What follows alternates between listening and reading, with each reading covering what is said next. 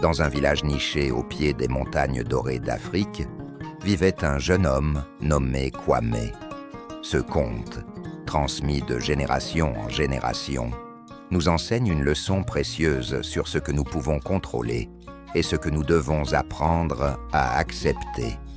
Ce conte illustre la dichotomie du contrôle, une distinction essentielle entre ce qui dépend de nous et ce qui ne dépend pas de nous.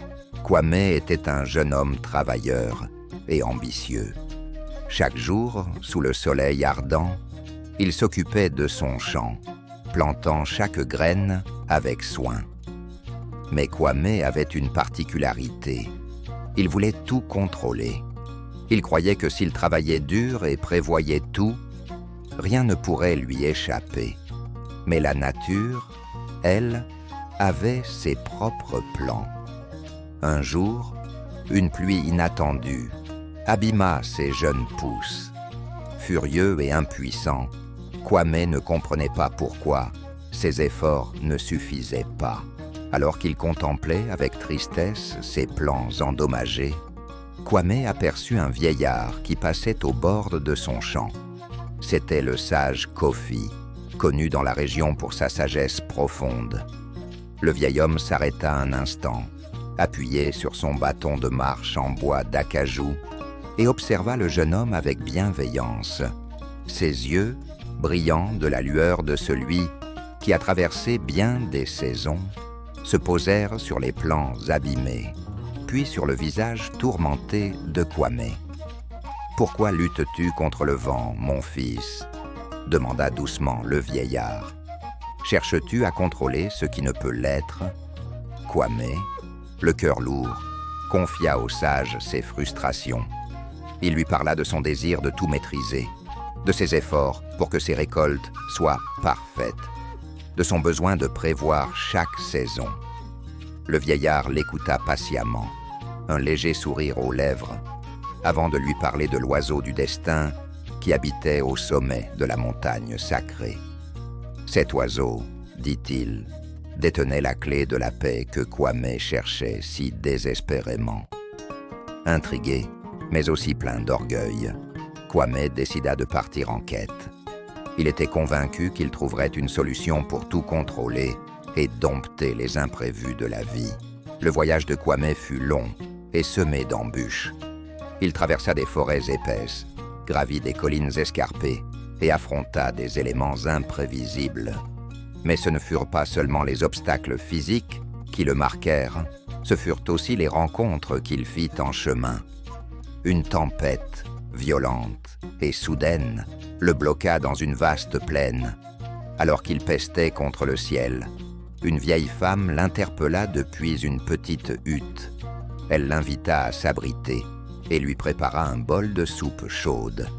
La vieille femme dit à Kwame : « Jeune homme, la tempête passera comme toutes les tempêtes, mais ton agitation, elle, pourrait durer toute une vie si tu ne l'apaises pas. » Kwame passa la nuit dans cette hutte, méditant sur les paroles de la vieille femme.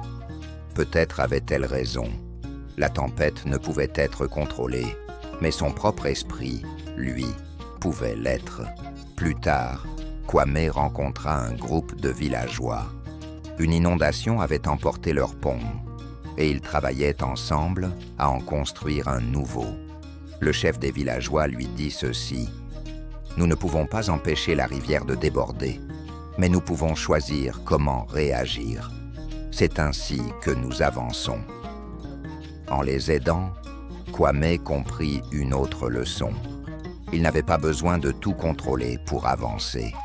Il devait simplement s'adapter et agir avec sagesse. Enfin, après un long périple, Kwame atteignit le sommet de la montagne sacrée. Sous un grand arbre majestueux, il aperçut l'oiseau du destin. Ses plumes étaient d'une beauté éclatante, et ses yeux semblaient lire dans l'âme de ceux qui croisaient son regard. « Pourquoi es-tu venu jusqu'ici, jeune homme ?» demanda l'oiseau du destin. Kwame expliqua qu'il voulait tout contrôler dans sa vie, que rien ne lui échappe. L'oiseau, après un silence pensif, répondit : « La vie est divisée en deux parties, ce que tu peux contrôler et ce que tu ne peux pas. Ton erreur est de confondre les deux. L'oiseau expliqua à Kwame qu'il pouvait planter une graine et l'arroser, mais il ne pouvait pas forcer la pluie à venir. Il pouvait faire des efforts, mais jamais garantir les résultats. Cette distinction, bien que simple, était la clé de la paix intérieure. Armé de cette sagesse, Kwame redescendit la montagne et retrouva son village. Il avait changé. Désormais, il acceptait les imprévus avec calme, se concentrant sur ce qu'il pouvait contrôler, ses efforts, ses réactions et son attitude. Quand la pluie revint, au lieu de se mettre en colère, Kwame prépara son champ pour l'accueillir. Il comprenait enfin que chaque élément avait sa place dans l'ordre naturel des choses. Sa paix intérieure, lui, personne ne pouvait la lui enlever. Comme l'avait dit l'oiseau du destin, la vie est divisée en deux parties. Kwame avait appris à distinguer l'une de l'autre, et c'est ainsi qu'il trouva la paix. Souvenez-vous de ces mots de l'ancien philosophe Épictète. Ce qui trouble les hommes, ce ne sont pas les choses, mais les jugements qu'ils portent sur ces choses. Et comme dit un proverbe africain, la pluie ne mouille pas seulement le toit de ta maison, mais celui de ton voisin aussi. Acceptez ce que vous ne pouvez pas changer et concentrez-vous sur ce que vous pouvez améliorer.